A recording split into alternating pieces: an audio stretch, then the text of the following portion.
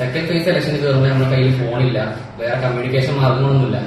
നമ്മൾ അതിന്റെ ഉള്ളിലേക്ക് കയറി കൃത്യമായി UDFന്റെ തീരുമാനം അത് MSFുമായിട്ട് സഖ്യം ചെയ്യണമെന്ന് തന്നെയാണ്. നമ്മൾ സഖ്യമായിട്ടല്ല അവിടെ മത്സരിക്കുന്നത്, സെപ്പറേറ്റ് ആയിട്ടാണ് മത്സരിക്കുന്നത്. SFI വേറെ, KSU വേറെ, എല്ലാ പാർട്ടികളും സെപ്പറേറ്റ് ആണ് മത്സരിക്കുന്നത്.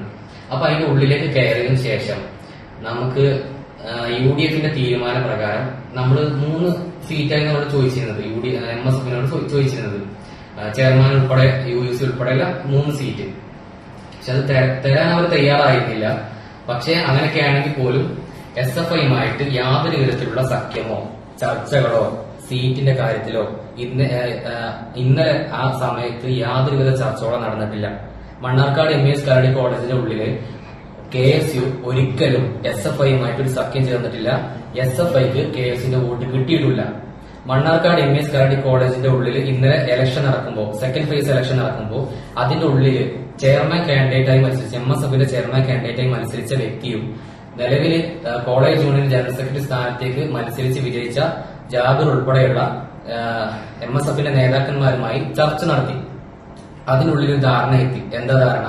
KSUവിന് ഒരു UUC പോസ്റ്റ് തരാം. ആ UUC പോസ്റ്റും ബാക്കിയുള്ള പോസ്റ്റുകളിൽ എന്ത് ചെയ്യുക? KSU സപ്പോർട്ട് ചെയ്യാം, MSFനെ സപ്പോർട്ട് ചെയ്യാന്നുള്ളൊരു ധാരണയിലെത്തി. ആ ധാരണയുടെ അടിസ്ഥാനത്തിൽ അവര് ഓൾറെഡി നോമിനേഷൻ കൊടുത്തു കഴിഞ്ഞു. ഫുള്ള് എല്ലാ സീറ്റുകളിലേക്കും നോമിനേഷൻ കൊടുത്തു കഴിഞ്ഞു. അങ്ങനെ നോമിനേഷൻ കൊടുത്തു കഴിഞ്ഞതിന് ശേഷം നമ്മൾ എന്ത് ചെയ്തു? ഞാനാണ് മത്സരിച്ചിരുന്ന UUC സ്ഥാനാർത്ഥിയായിട്ട് മത്സരിക്കുമ്പോൾ അവർ പറഞ്ഞു നമ്മൾ ഓൾറെഡി നോമിനേഷൻ കൊടുത്തു കഴിഞ്ഞതാണ്. പക്ഷെ നമ്മൾ ധാരണയുടെ അടിസ്ഥാനത്തിൽ ഞങ്ങളുടെ 11 വോട്ടും അവരുടെ ഫുൾ വോട്ടും നമുക്ക് തരാം. ഒരു KSU സ്ഥാനാർത്ഥിയായി മത്സരിക്കുന്ന എനിക്ക് തരാം. ഒരു UUC ജയിക്കും, ഒരു UUC KSU, ഒരു UUC MSF എന്നില്ല. ആ ധാരണയിലെത്തി. അങ്ങനെ ധാരണയിലെത്തിയതിനു ശേഷം നമ്മൾ അവിടെ ചർച്ചകൾ നടന്നു, വോട്ടെടുപ്പിലേക്ക് കടക്കുകയാണ്. പക്ഷെ അവിടെ സംഭവിച്ചത് കൃത്യമായിട്ട് നമ്മുടെ വോട്ട് കിട്ടിയത് മാത്രമാണ് MSFന് ജനറൽ സെക്രട്ടറി സ്ഥാനത്തേക്ക് വിജയിക്കാൻ കഴിഞ്ഞിട്ടുള്ളത്. ഫൈനാൻസ് സെക്രട്ടറി MSF വിജയിച്ചത് KSUവിന്റെ പിന്തുണയിലാണ്. ജോയിന്റ് സെക്രട്ടറി സ്ഥാനത്തേക്ക് MSF വിജയിച്ചിട്ടുള്ളത് KSUവിന്റെ പിന്തുണയിലാണ്. ഞങ്ങളുടെ 11 വോട്ട് കൃത്യമായിട്ട് അവർക്ക് കിട്ടിയിട്ടുണ്ട്. പിന്നെ അവിടെ UUC സ്ഥാനാർത്ഥിയുടെ കാര്യത്തിൽ UUCയുടെ പോസ്റ്റില് ഷാമിൽ K 11 വോട്ടാണ് എനിക്കുള്ളത്.